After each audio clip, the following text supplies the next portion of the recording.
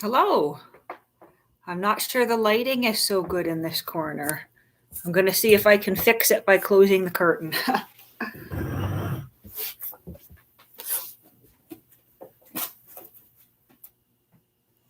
See what happens if I just close the curtains here.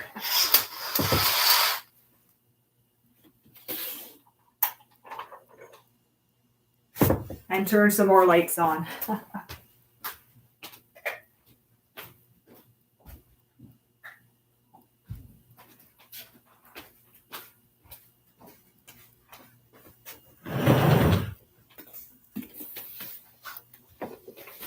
Okay, well, I'm not sure that helped, but I'm here down on the floor on the other side of the apartment this time, and we're going to look at some books down on the lower levels.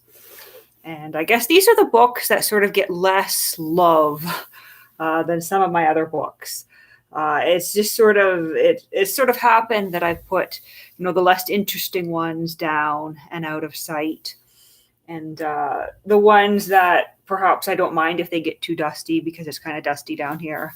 I don't often get down here with the dust cloth as often as I should. But down here, we've got some of my paperback. So this is where the Stephen King is kept. And this is my copy of It that I bought and I read in 2017. I had seen, that is dusty. I had seen the film adaptation, the first part that came out in 2017. And I'd never read any Stephen King because it was banned in my household growing up. And so I thought, that was kind of good. I'll check out Stephen King, and ended up reading It. And it is still my favorite, or one of my favorites of the Stephen Kings I've read. Needful Things is kind of a close tie with this one. And I used to have more Stephen King, but I did get rid of it, some of it.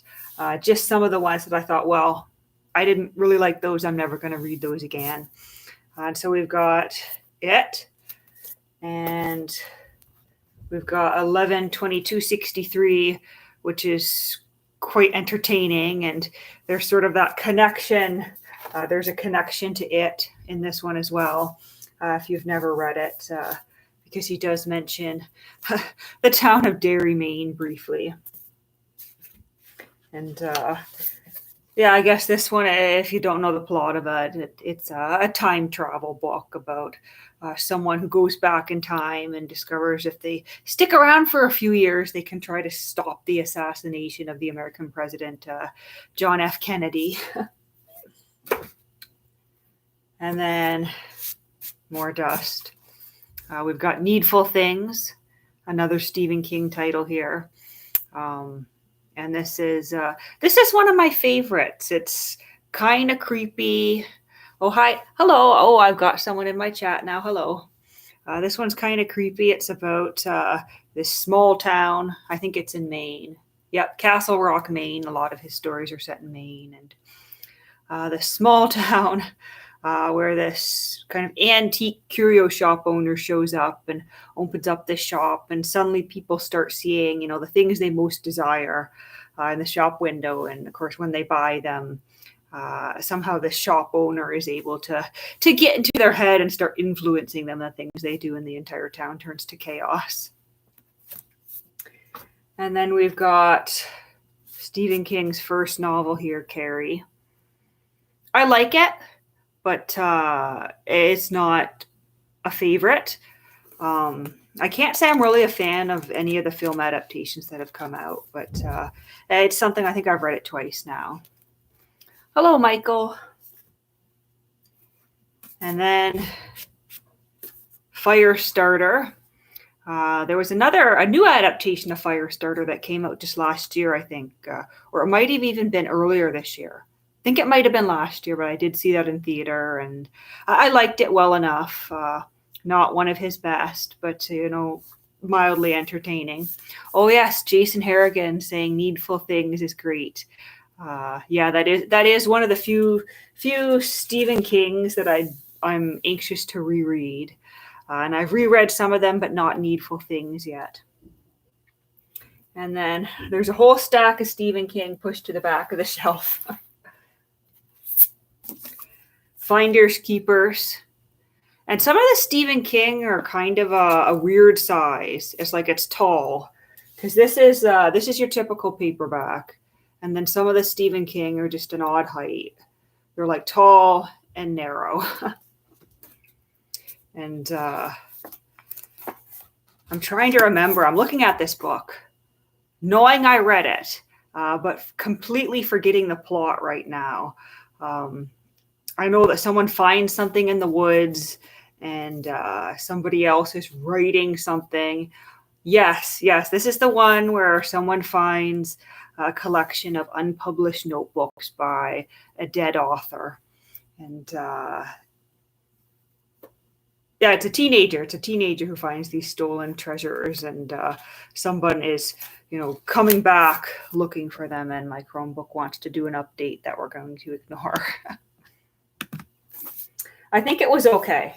I don't remember loving it. And then there's another one of these weird tall ones. This is A Long Walk. And this is one of the novels that Stephen King did not publish under his name. He published a number of books under the pseudonym Richard Bachman. And this one is creepy. It's about this group of teenagers who sign up for this long walk where you just have to keep walking and walking and walking. And the moment you stop walking, they'll kill you. And, it sounds kind of like a boring premise, but it was actually really good. And then there's Night Shift, which is kind of creepy. It's a collection of short stories, and there's one in particular, I think something to do with like an industrial laundry, that just creeps me out. Then we have some older paperbacks, Dolores Claiborne, and I think this might be the one where she ends up going off somewhere and becoming a narrator for audiobooks or something. I think this is the one. I thought that was interesting. She's accused of murder. It's only the beginning of bad news. Or maybe this is a completely different book altogether. Something else. This is the one that happened on the day of the eclipse. I read so many of these in my early graduate studies, and I would just sit, and it was kind of my way of relieving stress.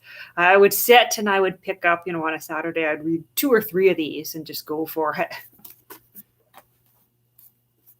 Then we've got The Dark Half, which I think this is the one that's sort of like an evil twin story. I don't think I fully remember this one either. I remember liking it.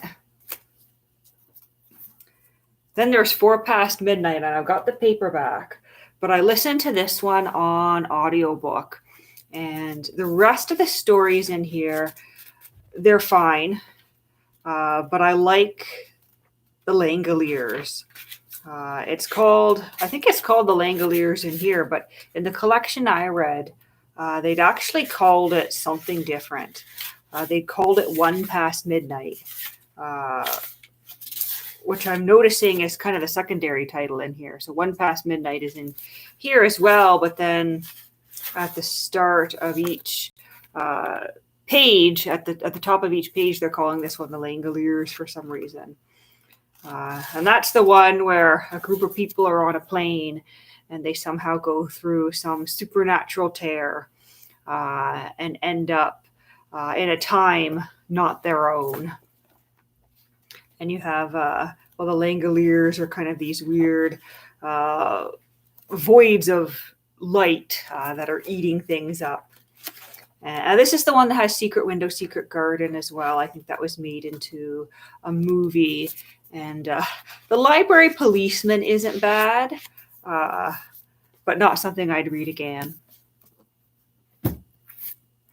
Then we have The Shining, and I far prefer the book over the movie. Oh, Christian M says the Langleers movie is relaxing. I don't think I've ever seen the movie. Is there a movie? I know, like, I've listened to the audiobook, and I know there's adaptations of some of his other works along a similar vein, but I don't think I've seen a Langleers movie. But yeah, The Shining. I've seen the movie The Shining once, wouldn't watch it again. There's the sequel to it, Doctor Sleep. I've read that book as well, saw the movie for that. And when it comes to Doctor Sleep, like, I prefer the movie over the book, but when it comes to The Shining, I prefer the book over the movie. Then we have Salem's Lot, which it threw me for a loop when I realized it was a vampire story, because it was one of the early Stephen King titles I had read, and I didn't realize that he did, vampire stories and stuff. I didn't realize just how kind of diverse his horror genre really was.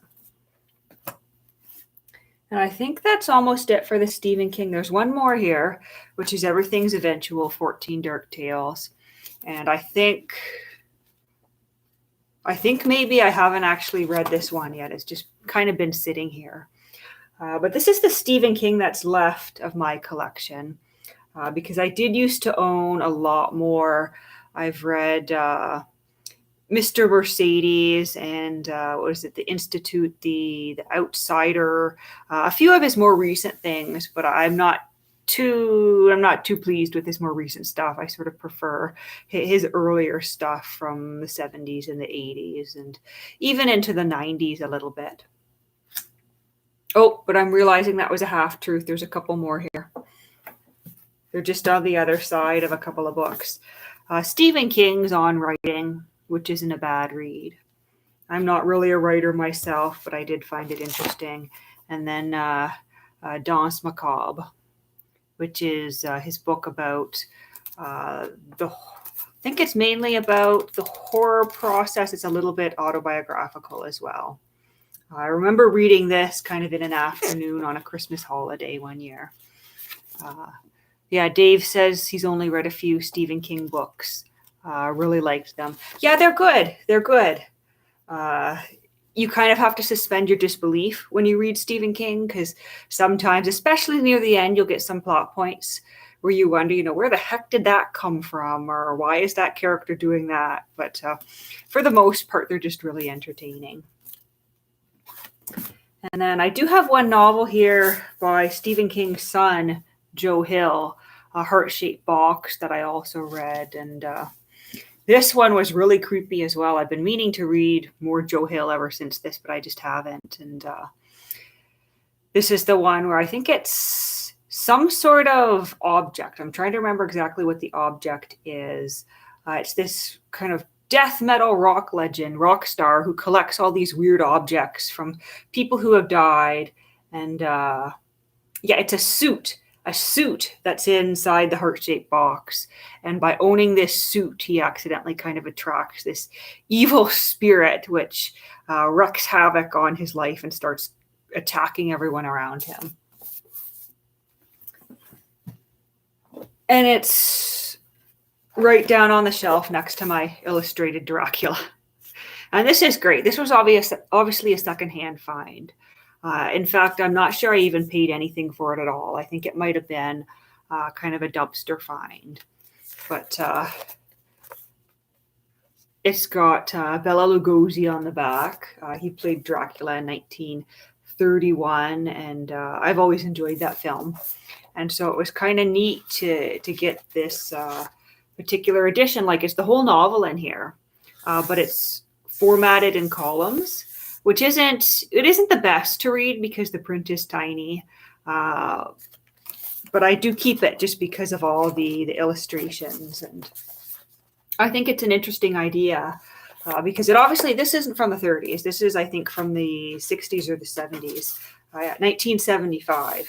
So in 1975, somebody decided they were going to take the photographic still images from a 1931 film and pair them with the original text of Dracula. Then we've got a few other kind of genre novels down here. Agatha Christie's And Then There Were None. which is my favorite Agatha Christie of all time. And I think this is the one that was originally published. Yeah, it was published under a different title, 10 Little Indians. But it's kind of this classic story of a group of guests who all go to this island mansion. And as you can guess, one by one, they all start to get murdered until there were none. And if I remember right, the investigators show up and they're trying to piece together just exactly what happened on this remote island. And then we've got Silence of the Lambs by Thomas Harris. And I read this several years ago. I think I read Red Dragon and a couple of the other Hannibal books as well. I liked them. This is the only one I still kept because I guess it was my favorite. Again, with Thomas Harris, I find myself having to suspend my disbelief a bit, especially with Red Dragon. There were some things near the end of that novel where I was like, okay, like I get like you've set out his motives. I get what you're doing here, but like, why is he targeting this specific human being? Why is he going all this way when he could just as easily, choose a victim from anywhere else? But maybe that's why I don't read a lot of genre fiction and stuff, because I do end up questioning things. And then we've got some picture books down here. And so there is a Canadian children's book author named Robert Munch. And a while back, I picked up some of the collections. And so this is Munch Works, the first Munch collection. And I think any kid who grew up in Canada loved Robert Munch.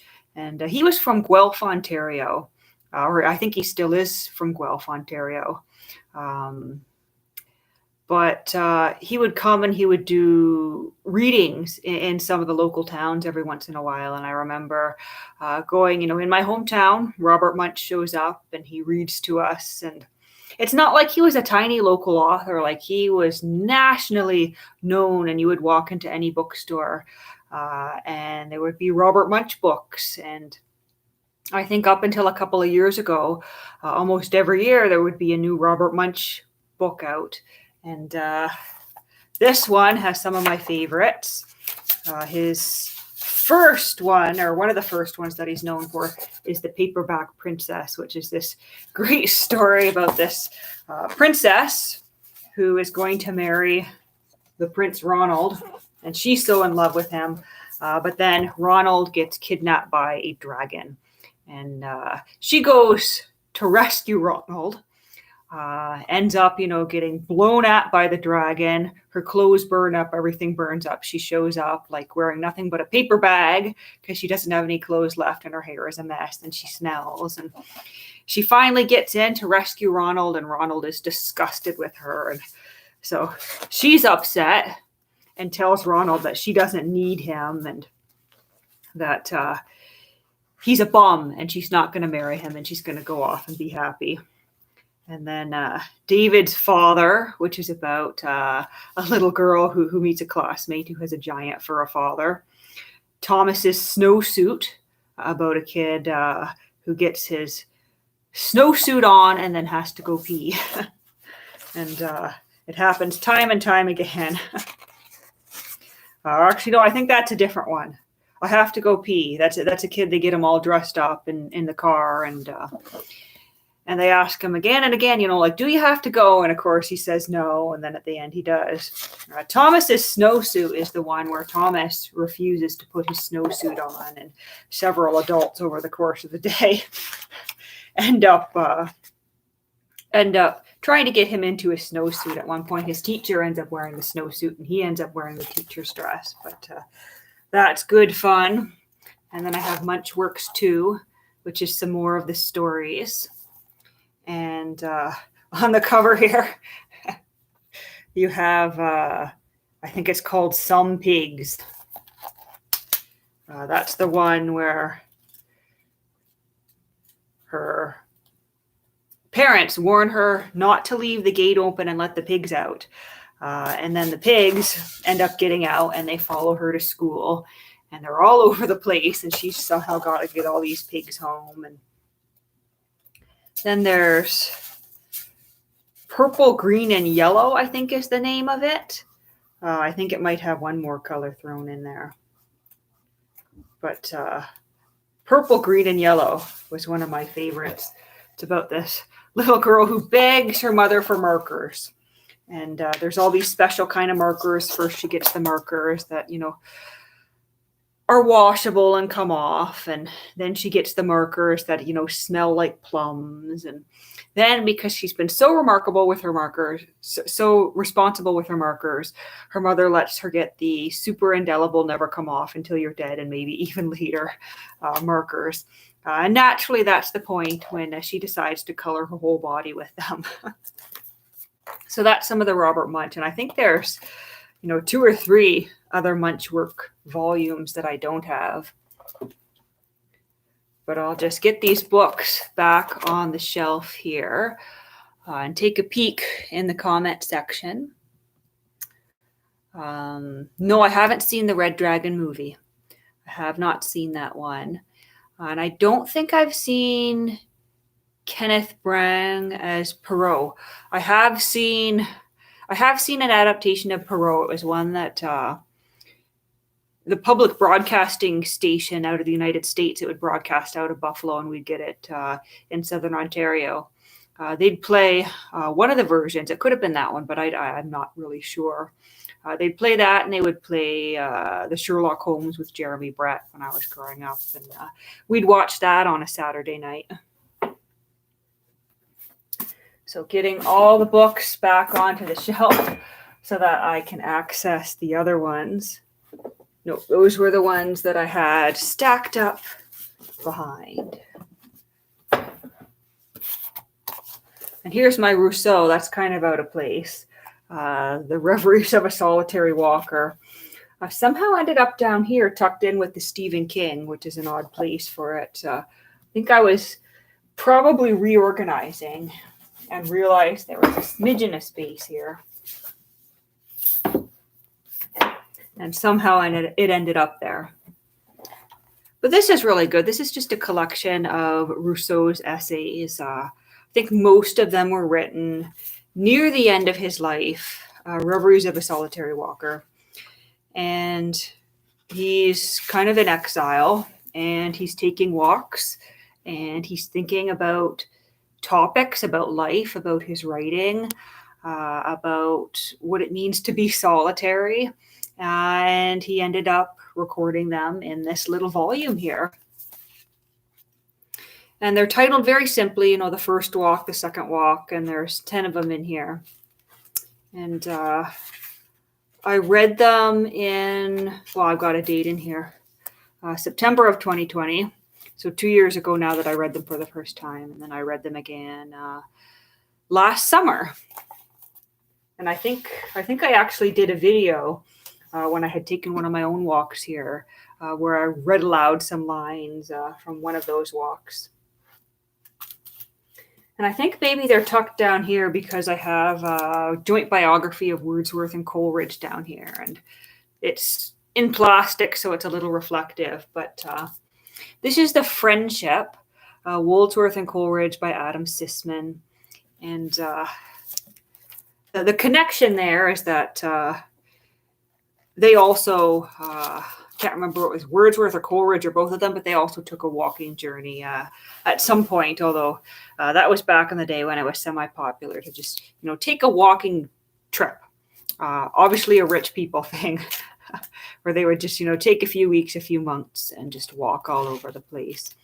But this is a great biography. This was kind of my introduction to the life of Wordsworth and Coleridge. And this was a 2020 read when I was reading through some of Coleridge's works for the first time and revisiting some of Wordsworth's that I hadn't read since I was an undergrad. And that was a very nice summer now that I think about it, just reading Wordsworth and Coleridge and dipping into some biographical material.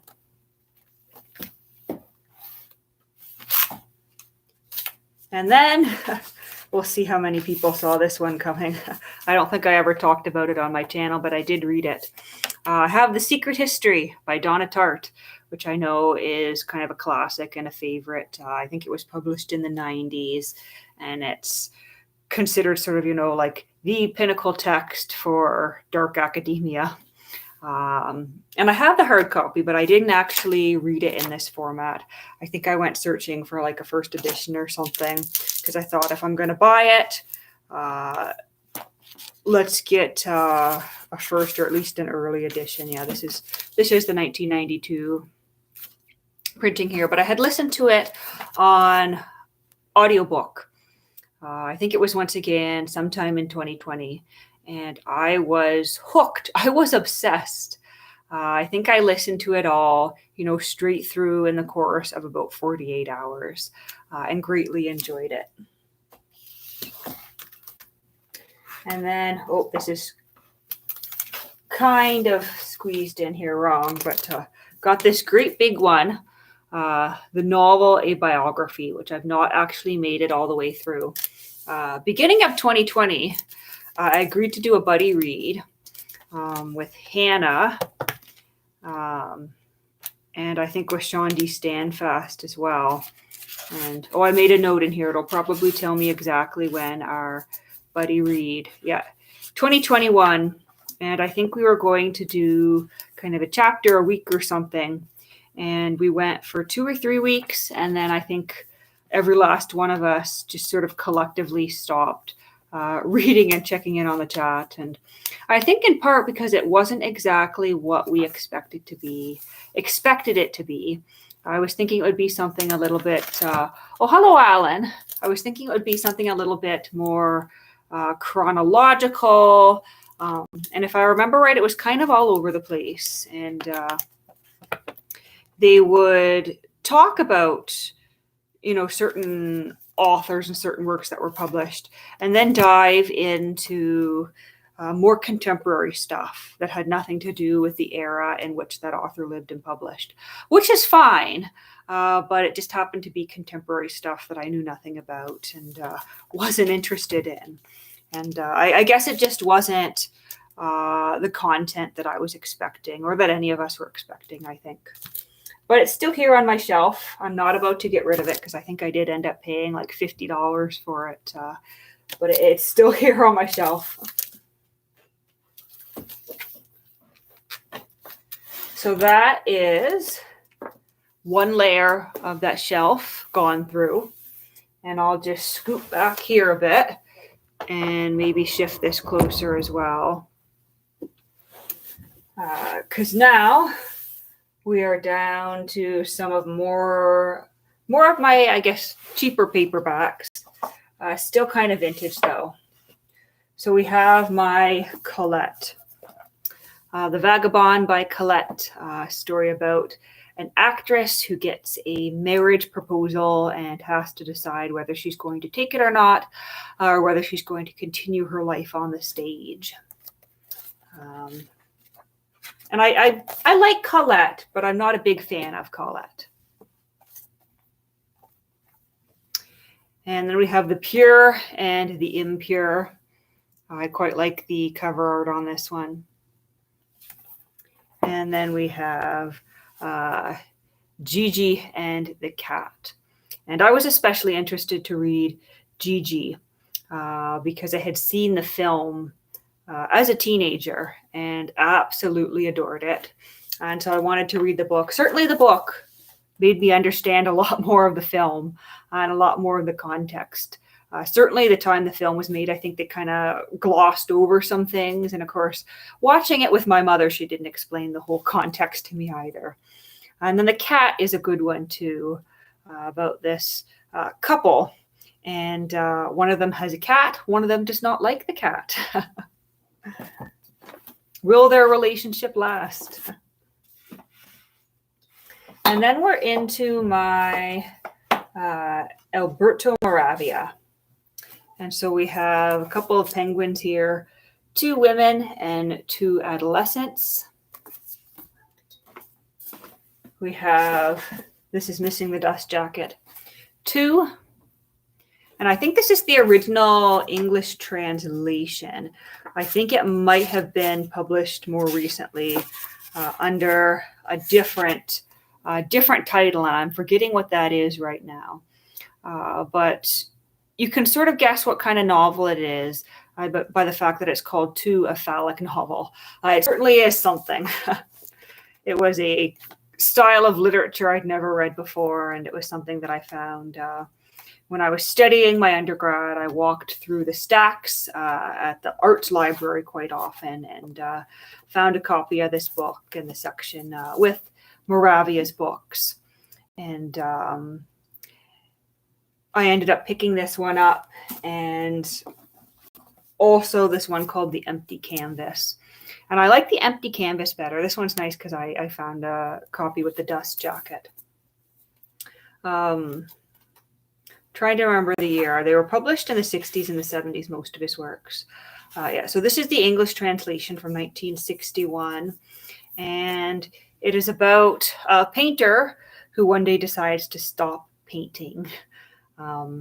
And I'm sure, there's a name for the literary movement he was part of, but not knowing all that much about Italian literature, all I really knew at the time is that I found these novels different and interesting, and I liked them. And did I graduate in linguistics? No, I did not graduate in linguistics, but I did get an undergraduate art degree, and I double majored in English. It was a rhetoric and writing program, and political science at the same time.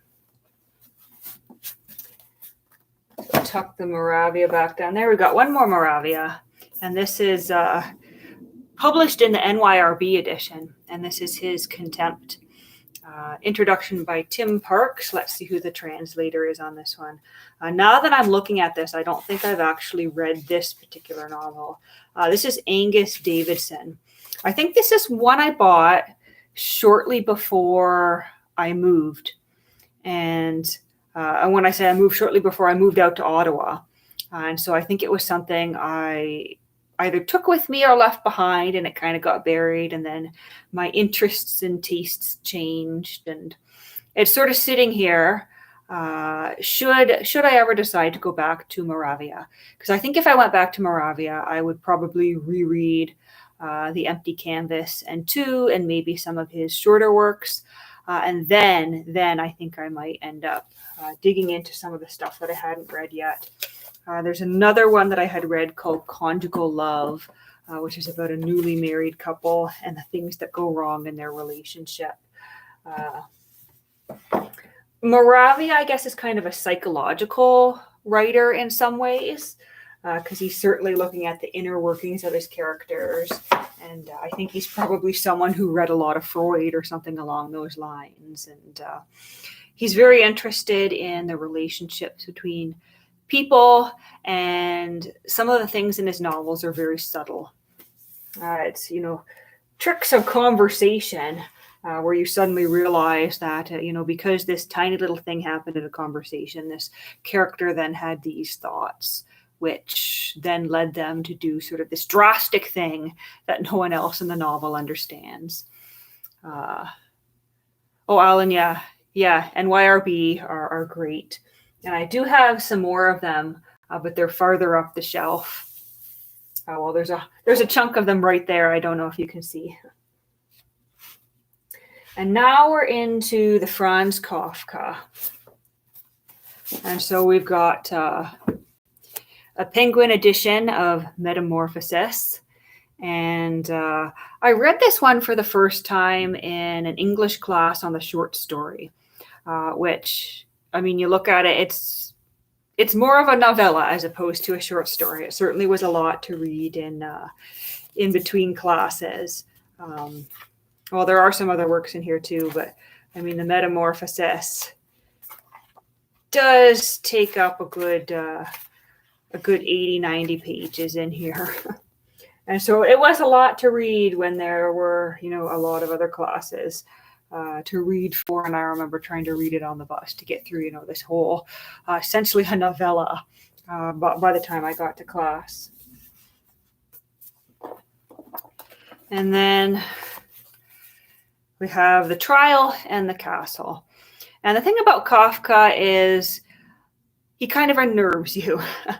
just with the topics, you get this very, very uneasy feeling when you read him, or at least I do, because you have these characters who proceed as if they know exactly what's going on when they really don't. The trial is about someone who gets arrested and is told that their trial date has been set, but they're not told what they're charged with, and they don't fully understand.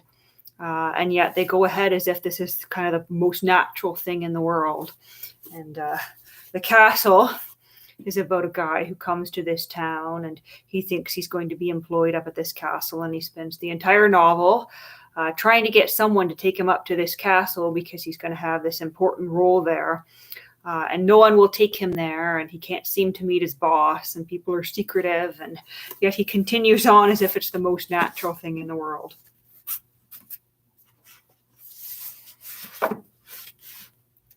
And then we have Guy de Maupassant. We have A Parisian Affair, which is a collection of short stories. Yeah, the trial's a trip. The trial is a real trip, and I think The Castle is almost more of a trip than the trial. But we have A Parisian Affair, and I'm trying to figure out how this book cover got dirty because I don't remember it being dirty. But this one has a boule de souffle, which I've read. The Jewels is pretty good as well, train story. And then I also have this, Femme Fatale. But this is also inside of this book. But I somehow ended up with both, and I kind of like them both. And so both of them stay.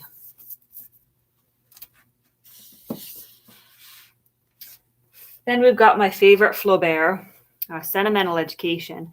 And this is one I'd really like to get a nicer copy of. I've still got just this Penguin Classics edition that I originally read it in. And it's certainly not Flaubert's most well-known book.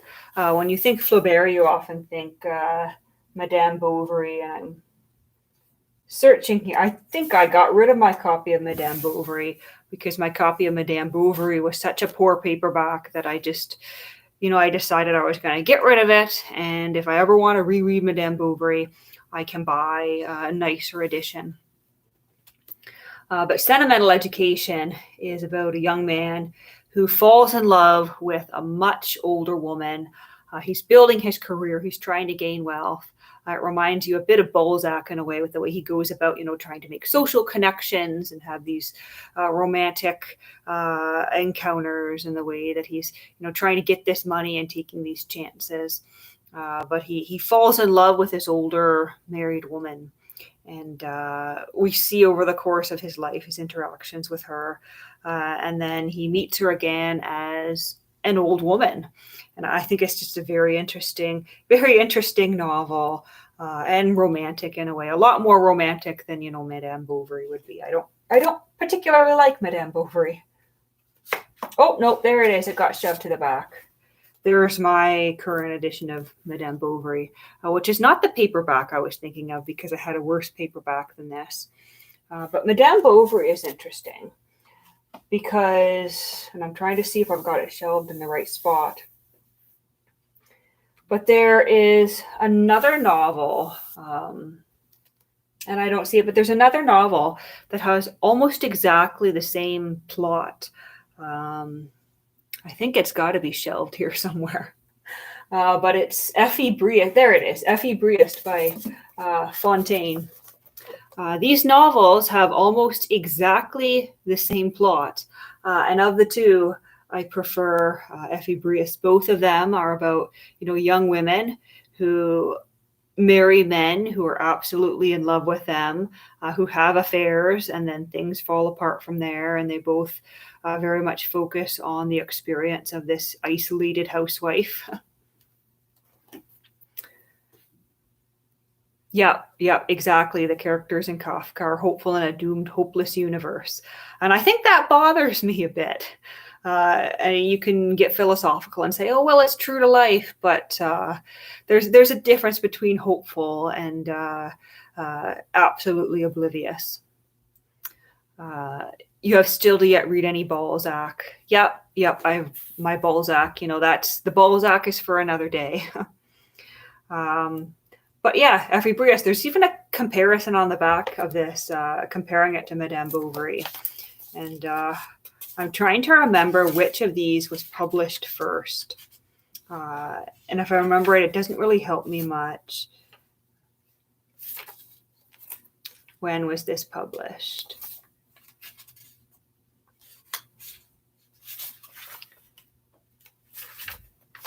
I don't know if it's even going to tell me.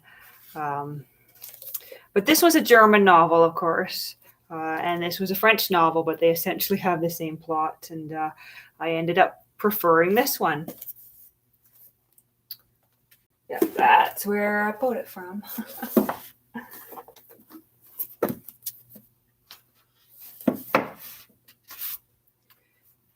And there's another Gustave Flaubert here, A Simple Heart. And I think I might actually have this in the other book as well. Then we have Bouvard and Pichei, which is another title by Gustave Flaubert. And this one's funny. It's these two guys who decide they're going to study everything, but their interests change so much. And they're never really quite good at anything they choose, you know, whether it's botany or collecting antiques or reading literature or studying medicine. They always seem to run into trouble.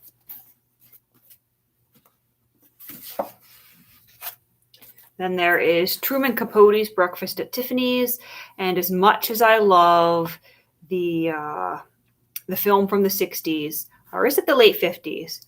As much as I love the film with Audrey Hepburn, and I think it's George Peppard, as much as I love that, there's so much more in the book itself that the film misses. And of course, part of it had to do with what was, you know, acceptable for Hollywood film in that era. But if you've seen the film and you liked it and you've never actually read the book, it's just a slim little thing. Never actually read the book, like it is worth a read. Then we have Writer's Diary, Virginia Woolf. My own notes in here, about half of it before it kind of got relegated. Oh, there's my bookmark. So yeah, almost exactly half of it before it got relegated to this bottom shelf. Then we have a copy of Mary Shelley's Frankenstein. And I'm trying to remember which edition this is, whether it's the 1818 or the later edition. I think it's the 1818. Or maybe it's the 1831. Either way, it's Frankenstein.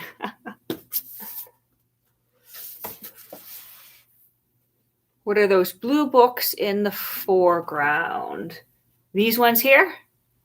I'll just leave my hand there until you say yes. Well, I'll pull them down. We can take a peek at those. I'm assuming these are the blue ones in the foreground. So these are the journals of Dorothy Wordsworth. So the sister of the romantic poet William Wordsworth, the late poet William Wordsworth. And she kept a diary. And they're really good. Some of them are mundane. Some of them, you know, we had this for dinner. Coleridge came for tea. And others of them are, you know, her famous diary passage where she talks about the daffodils and kind of records what was later the inspiration for one of her brother's poems. And yeah, it's really good. It's really interesting stuff. And reading them, you almost wish that she had decided to, you know, become a published writer herself. And that's 2 volumes there. Hello. And so what else do we have down here? We have Tender as the Night by F. Scott Fitzgerald, which is really the only F. Scott Fitzgerald that I like. And trying to remember how many of Fitzgerald's works that I've actually read. I think it's only a handful, but Tender as the Night is the only one that I actually appreciated in some capacity. Then we have Fyodor Dostoevsky's Crime and Punishment. I've read this 2 or 3 times now. The first time, a little bit dusty. The first time was when I was a teenager. And this is actually, the same exact copy that I bought and read when I was 15. And I distinctly remember finishing it on a beach of all places. Then we have The Gambler and Nasty Business. And I quite like The Gambler as well. It's this funny story about this old lady who she's got this huge fortune. The entire family's waiting for her to die. And she decides she's going to spend some time gambling it all away. And the reactions of her family are quite funny.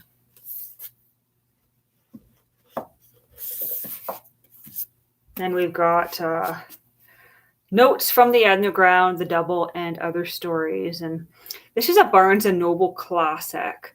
I think it might actually be one of the only ones on my shelf. Purchased on a trip down south a few years back. By a few years back, now that I think about it, more like 10, almost 15 years back.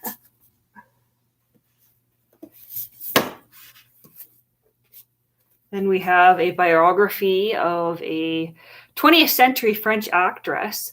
Nostalgia Isn't What It Used to Be. And I've never seen any of her films. I had purchased it on a whim, but as you can see by all the tabs, I found it quite interesting, and I found some stuff of value in it, mainly because of her life experiences rather than her films themselves. You're going to make a compare and contrast video of The Great Gatsby and O'Hara's Appointment in Samsara.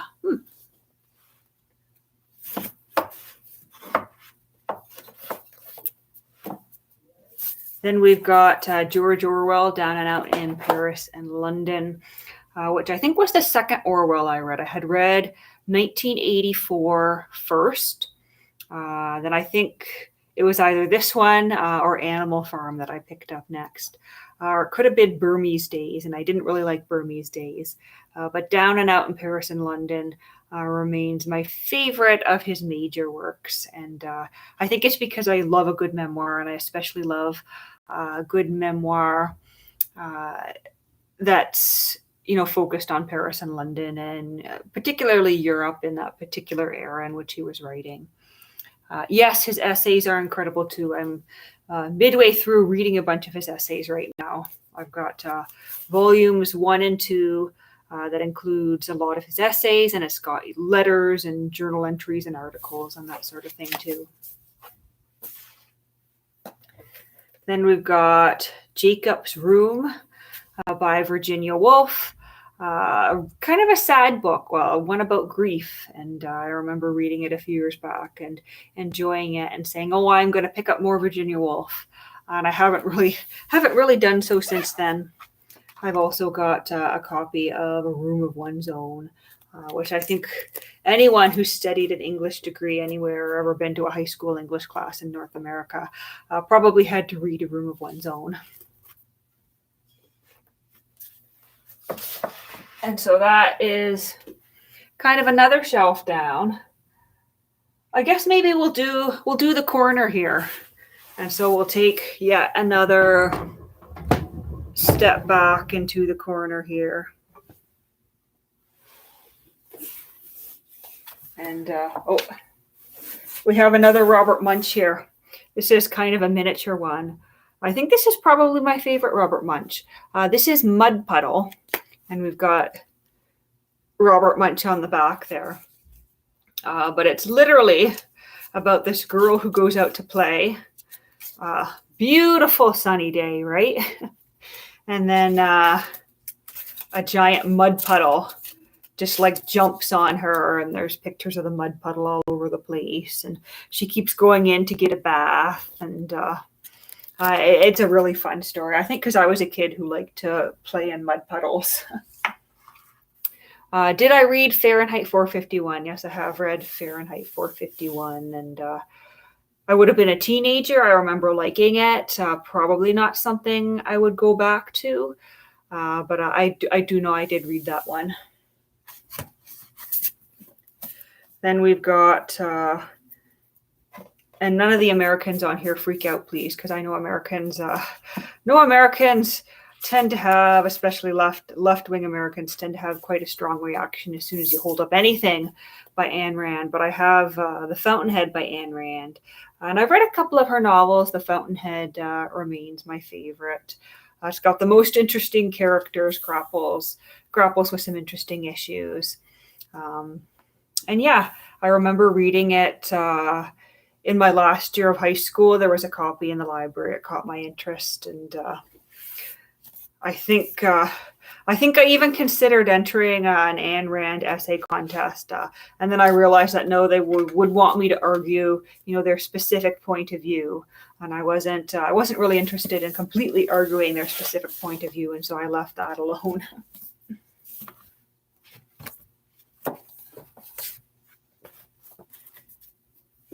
The temperature that books burn. Yep. What book would you memorize to save it from a dictatorship that burns books? Well, I think we're going to be out of luck because my memorization skills have never really been up to par. So, yeah, I don't know. That's an interesting question. We've got my little Louis L'Amour collection here in the corner. I used to have over 50 of these Louis L'Amour paperbacks, but I let them all go in my first move out to Ottawa, and I've purchased a few back since, ones I wanted to reread, and I'm looking for the one that's my favorite. I don't know if I see it here. I might not even have my favorite anymore, but so we've got High Lonesome, which is a good one. Nope, that's not my favorite.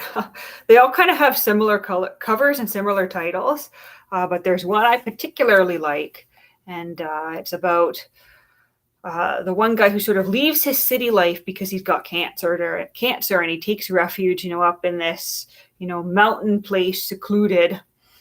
His ex-wife is going to be looking for him, and he ends up walking in on some trouble at the same time, which once again probably sounds like almost every Louis L'Amour book. Yeah, Flint is a good one. Last Stand at Papago Wells. The Satchet brand, and I always forget whether it's Sackett or Satchet.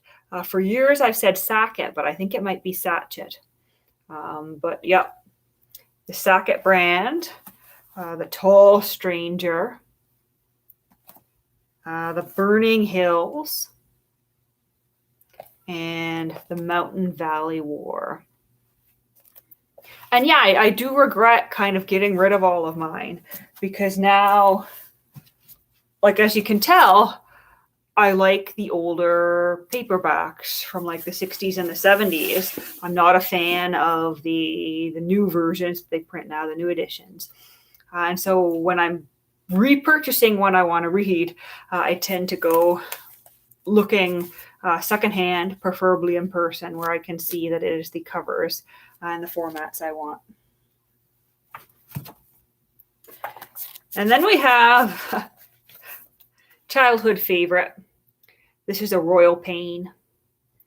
And I actually had to rebuy this in 2020, and I was struggling because I was trying to figure out what the title was. I just remember I'd read it many, many times as a teenager. And this is, I think it's from the 80s. It's meant for teenagers, obviously, probably more like a middle grade reading level. But essentially, it's about this American girl, Abby Adams, who comes home from school one day to find out that the royalty of this obscure European country has found out that she was accidentally switched at birth, and that she is, the princess and the heir to the throne of this country. And that the daughter they've been raising as their own is really the American. And her parents are just like, no, like, don't go, like, we'll get lawyers. And she's like, maybe it could be kind of fun. And so off she goes until she discovers that she is betrothed to a very unpleasant prince, and that there's money troubles. And the humorous thing is the country that she's heir to the throne of manufactures raincoats. And so she decides she's going to make herself a royal pain. So they'll switch her back or send her back, or, let her do what she wants instead of forcing her to marry, this unpleasant man that she doesn't love. And then we've got a collection of poems by John Glasko. And I think this is a Canadian poet. They're, rural landscapes, rural farms, rural roads. There's one about the cardinal's dog, a house in the country. It's just all kind of interesting, soothing, naturalistic stuff. And there's one where he's reflecting on memory that I quite like. And what do we got here in the comments? I've thought about picking up some Elmer Leonard since hearing of his death last year. I don't think I know who Elmer Leonard is, actually. Have I read any Elmer Leonard? No, I haven't, because I don't know who he is. Was he? Did he write around the same era as Louis L'Amour did? Because I think I read almost everything Louis L'Amour wrote at some point or another. And then I dipped into Zane Grey a little bit as well, but I found his writing style a little bit stiffer and just not enjoyable, not as enjoyable as Louis L'Amour. Louis L'Amour is more fun. Zane Grey sometimes took himself too seriously. And sometimes with Zane Grey, you got really weird things in the writing. I think I was reading like Riders of the Purple Sage, and the guy's riding along on his horse, and all of a sudden, Zane Grey or whoever the narrator is starts, commenting on the squirrels running along on the trail beside him. And I just thought that was a little bit much. Oh, yeah. My shelves are pretty diverse because they're kind of like a microcosm of all my reading interests over the years. And as you can see, things have changed significantly since I was a teenager.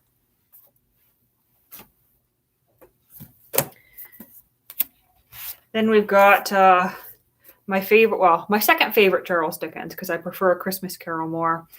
But A Tale of Two Cities by Charles Dickens. And I remember reading this last year in high school, absolutely plowing through it as fast as I could because I just love the story so much. And I guess this is another Barnes & Noble edition. I think I probably purchased it the same time that I picked up Notes from the Underground. Either that or it was a gift from my grandparents at some point. But I guess I've had it so long that it's yellowing already. So probably at least 10 years. Leonard was a popular American crime fiction writer. Okay.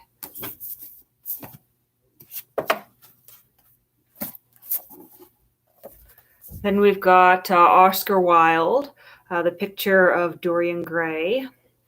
And this was required reading in high school. I think it was grade 11 English.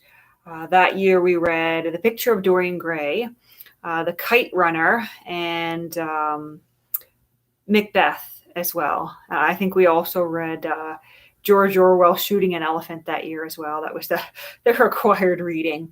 But Picture of Dorian Gray I really enjoyed, and it is something I've reread a couple times since then. I'm sure everyone knows the story. And this edition is, I don't think it actually says anywhere on here, but this is the edition that was sold in Chapters here in Canada. Chapters, which is now completely transferred all its holdings over into Indigo now, I think. The last of the Chapters signs are almost officially gone. All the signage and the website say Indigo now. But for a couple of years, they had these really colorful, cheap paperback editions of the classics. And I think The Picture of Dorian Gray is the only one of these cheap paperbacks that I've actually kept. Because it is a nice one. Then we've got Pygmillion by Bernard Shaw. And If you haven't read Pygmillion, you might know the story as My Fair Lady, which is the Audrey Hepburn film based on this play. Although I do have to say I kind of like the Audrey Hepburn adaptation better than the original text in some ways. And this one has some illustrations. I'm not sure that the illustrations are really that great, but there are illustrations. And then we have some Harlequin romances here. Oh, and there's more Louis L'Amour back here. But we have some Harlequins because when I was a teenager, I read a lot of these 60s and 70s Harlequins too. They were the only Harlequins I was allowed to read. But Dark Star by Nerina Hilliard was one of my favorites. Really fun story about a woman who's engaged, and then her movie star sister, comes into town for a visit, and she finds out that her movie star sister has been having an affair with her fiance, and the fiance is in love with the sister, but really her sister's just having a bit of fun. But our heroine is kind of so good-natured and good-hearted that she wants to remove herself from the situation because she thinks that her sister is really in love with her fiance. I think his name is like Bruce or something. And she decides that she's going to take up her boss on his offer to marry him because the boss needs to get like this inheritance on a Greek island somewhere. And in order to get his inheritance, he must be married. And so they do this marriage of convenience. And she of course falls in love with him. And then Bruce or whatever shows up at the end trying to get her back. And then this one's pretty good as well. Also Nerina Hilliard. She is a ballerina who is unlucky in love with a married man and decides to take up the position of a governess. And lo and behold, she falls in love with the father of the family. They have misunderstandings, and then they get married. But here's some more Louis L'Amour here. We have Where the Long Grass Blows, Taggart, The Skyliners, To the Far Blue Mountains, and Kid Rodella, which is also one of my favorites. Yeah, the Harlequins really are good, and I don't like the modern Harlequins because the plot is completely removed from them. But the ones where, they had the plots, they had the romance, and then maybe you get to see them kiss at the end. Like, those were the good ones. And there's a few more here too, because I like the Harlequins by Sarah Seeley. And Dear Professor was a favorite one when I was a teenager. She's been writing to, I think it's her cousin. Yeah. Her cousin met this man, several years ago when he was in the area on holiday. And her cousin had a flirtation with him, promised to write, but she got lazy. And so her, less attractive cousin starts writing to this man, but not using her own name. And so, of course, a few years later, this guy shows up thinking he's going to reconnect with the woman he's been writing with, when it's really our main character, Sylvie, here. Oh, not Sylvie. Sylvie is the cousin. Sarah is our main character. It's really Sarah who's been writing. And yeah, they have a romance. Her cousin Sylvie tries to take the man anyway, but he's interested in Sarah now. And then we've got Beggars May Sing, also by Sarah Seeley, and That Young Person, once again by Sarah Seeley. Then we've got my copy of Radcliffe Hall's The Well of Loneliness. Great read. We've got Portrait of the Artist as a Young Man by James Joyce. I think probably the only James Joyce, apart from Dubliners, that I've actually enjoyed. Henry James, Portrait of a Lady. Of quite enjoyed that a couple years ago when I read it, although it had kind of a sad ending. We have The World of Poo by Aa Milne. And this, of course, is Winnie the Pooh. And this is just a battered secondhand copy I picked up. And then we have some more recent stuff. I am a fan of the Netflix show Queer Eye. And so we have the autobiography published by Tan France a few years ago. We've got Jonathan Van Ness's book Over the Top, and Karamo's biography as well, titled Karamo, My Story of Embracing Purpose, Healing, and Hope.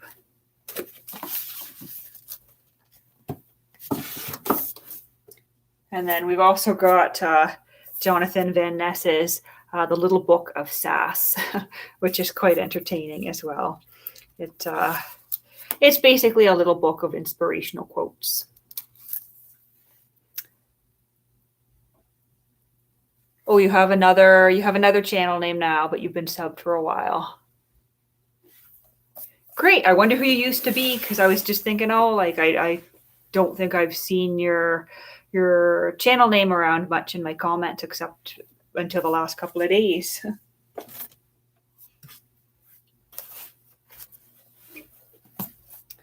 And then we've got Rita Mae Brown. So we've got her Ruby Fruit Jungle, which is about a young woman discovering that she herself likes women. And we've got Rita Mae Brown, which is about an older lesbian woman and her coming to terms as a professor with the struggles of the younger generation. And then we have Venus Envy, which is quite comical. It's about this woman who is told that she's going to die. And so she writes letters to everyone in her life and is, completely prepared to mail these out. She's going to come out to the people in her life, tell people exactly what she thinks of them. And then, lo and behold, it turns out the doctor got it wrong. She's going to live, and her letters have been sent out. And it's a comedy. And so that is the rest of that shelf down there. Let me just get everything back in place. I think everything's going to fit the way I had it. This is one of those shelves where things are stacked kind of several rows forward. Starting to wonder how everything fit here. There we go. And then there's a couple books lying on the front of the shelf here. We have Where Eagles Dare by Alistair MacLean. I also read through pretty much everything Alistair MacLean had published too. They're kind of adventure novels. Some of them are war novels. Where Eagles Dare was the very first novel that I read. It's a World War II novel about a daring rescue. They parachute into this, snowy mountain range in the dead of night and go in to do this daring rescue. And there's scenes on cable cars. And of course, there's a movie adaptation was made too. And both are kind of equally good. And then we have The Seven Husbands of Evelyn Hugo, which I quite enjoyed. I think I read it in 2020 as well. And it's the story of a reclusive, aged Hollywood actress who invites a reporter in to hear her full life story and to hear the story of her seven husbands. And there's a little twist at the end, and I liked it so much that I gave it as a gift. I gave a copy as a gift to a friend for her birthday this year.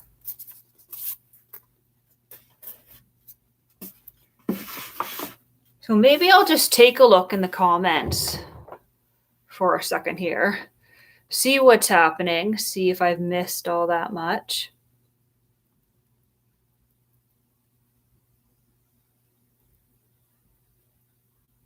Yes, we did. We did do some reading of Dubliners back in 2019. That was about 3 years ago already now.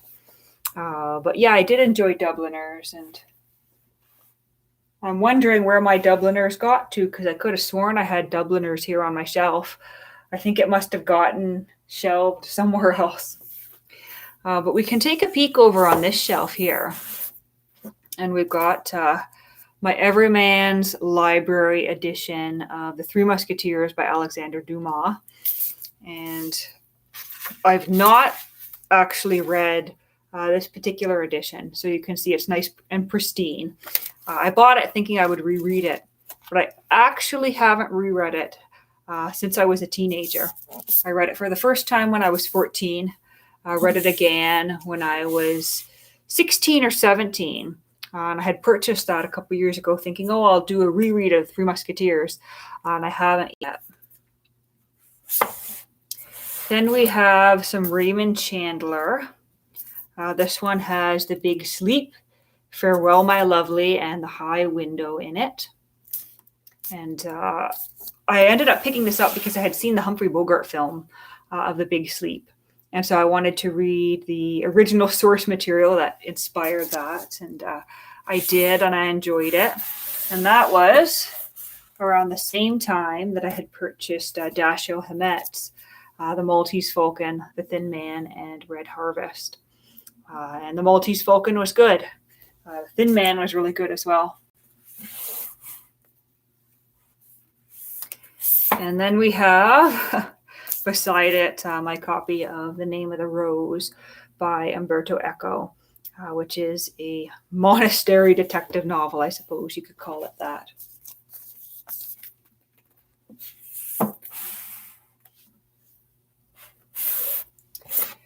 Then my copy of The Recognitions by William Gaddis. This is one I read last year. As you can see, lots of tabs. I enjoyed it. Lots of food for thought. Probably not something I would ever sit to read in its entirety again, just because it is sort of like walking into a room full of talking people and you have to pick out what's going on around you. But there are sort of themes slipped in throughout what may appear on the surface as sort of random scenes. Then we have some Oxford World Classics. So here is the major works of William Wordsworth. Then we have Trollope, Anthony Trollope's The American Senator. I was on a Trollope kick just a couple of years ago. Yeah, Foucault's Pendulum. I did have a copy of Foucault's Pendulum, and for some reason I just couldn't get into it at all. But I have thought about, getting another copy and giving it a try again, now that I'm sort of in a different place in my reading life. We have New Grub Street by George Gissing, Victorian author here. The major works of Samuel Taylor Coleridge. And Coleridge is, I'm suddenly forgetting the name of the book, but I have the leather-bound Coleridge over there that really should be shelved over here, but there's no space for it. Then we have The Consolation of Philosophy by Boethius. And I still have this Oxford World Classics, even though I have a Folio Society edition of it on another shelf. We're running into Effie Briest by Fontaine that I held up earlier. Your buddy reading The Recognitions next January. That is a good one. I think you're really going to like that one, Alan. Then we have The Stranger by Albert Camus. This is an Everyman's Library, but no dust jacket on this one. We have The Plague, also by Albert Camus. And this one's a little bit delicate, just the dust jacket, because it is the 1948 Modern Library printing here. And this is about a town that finds itself with a plague, a disease and they get kind of locked in quarantine together, and people are dying left and right. And there's some things in here where, reading it the first time, I thought, well, that seems a little bit much. Would people really do that? And then, of course, we all kind of lived through COVID. Definitely not on the same scale, but we lived through COVID. And it was like, okay, yeah, I can definitely see people doing that sort of thing. Then we have a French copy of The Stranger, which I will hopefully be able to read someday, but not yet. The Good Soldier by Ford Madox Ford, with water damage, courtesy of a water bottle in my bag.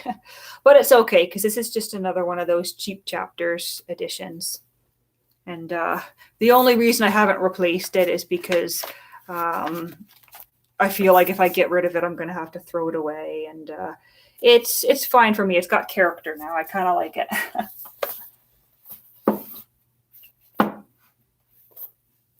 Never Any End to Paris by Enrique Villamates, about a writer who fancies himself so much like Hemingway, he gets discouraged when he enters a Hemingway lookalike contest and does not win. Yes, The Stranger.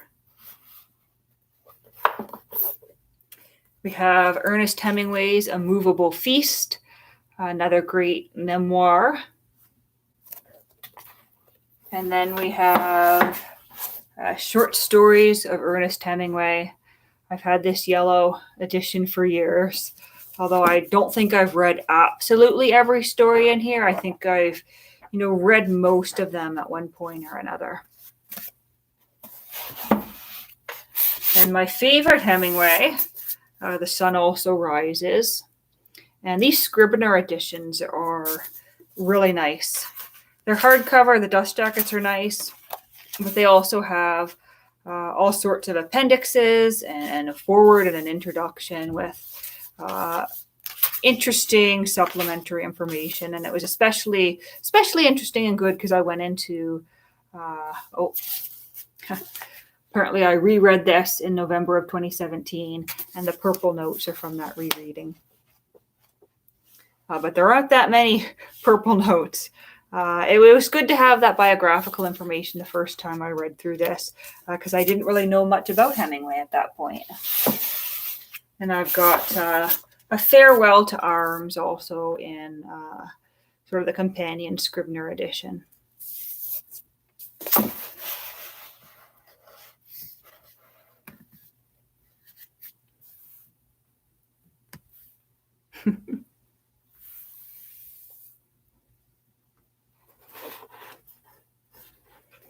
Well, maybe we'll do one more shelf here before I wrap. So we've got The Bell Jar by Sylvia Plath. And this one's got, I don't know, French flaps and décolleté just going on. Not sure I like it all that much. We've got Carol by Patricia Highsmith, originally published under the title The House of Salt. And Spring Fire by Vin Packer, classic 1952 lesbian pulp romance novel. This is, of course, a reprint. We have I Prefer Girls by Jessie Dumont, another reprint here. This is from Blackbird Books, which I think did a few reprints of the lesbian pulp. This one is not a reprint. This is the original. I think this is a 1950s printing. Anne Aldrich. 1963. But this is We Two Must Love by Anne Aldrich. And that was kind of fun to find one of those in the, original rather than reprint. We have some Valerie Taylor, another reprint, The Girls in 3B. This is the Femme Fatale series. And another Valerie Taylor here. This is Little Sisters Classics that has published some great reprints as well. Whisper Their Love. And Femme Fatales published republished some Valerie Taylor as well. These two kind of go together. Stranger on Lesbos and Return to Lesbos, about a woman in the I think they're in the 50s. First one might be in the 50s. I think the other one is set in the 60s. But a woman who is apparently happily married with her children, and then she meets a woman she falls in love with, and things go from there. Get those out of the way.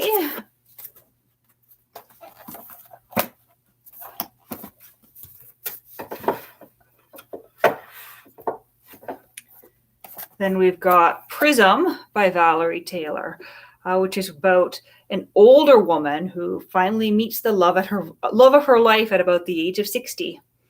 And these two kind of grandmother figures end up moving in together, and the women in their life are a little bit baffled, but everybody adjusts to it. And Not Yet by Teresca Torres, who's also the author of a reprint I have here, Women's Barracks, which is about a group of women who were serving together, and 1950s classics there. Three Women by March Hastings, and this is from Cleese Press. Three women who share an apartment together and all have various love affairs. We have Twilight Girl by Della Martin. And then we have Anne Bannon, which was the first lesbian pulp I ended up reading. And it's a series that begins with Odd Girl Out, about two women who meet when they're attending women's college together.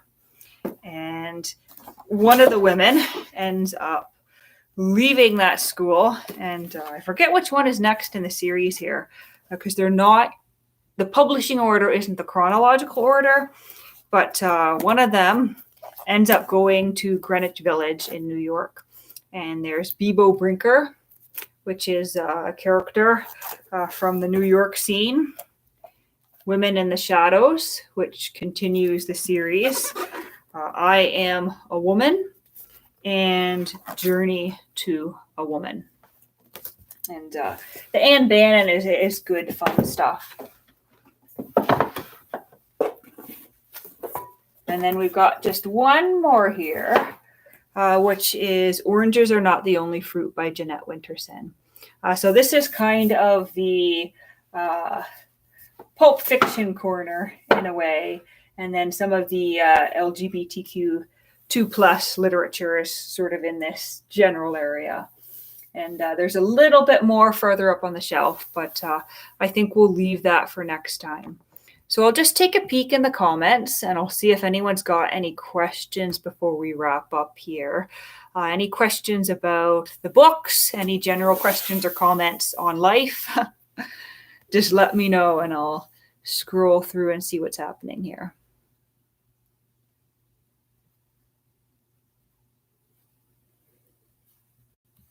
But yeah, we've made it through. Well, we've made it through 1, 2, 3, 4, 5. 5 shelf sections. And in this corner here, we've still got 1, 2, 3, 4, 5, 6, 7, 8, 9, 10. So we've still got 10 shelf sections to go. There's another bookcase over there. And there's 3 more in the bedroom. So we can do a couple more of these if I so choose. But maybe I'll leave it there since I don't see any comments in the chat. Yes, thank you everybody for stopping by. I hope you've enjoyed seeing the books, and I'll do another one of these again soon. Have a great evening, everyone.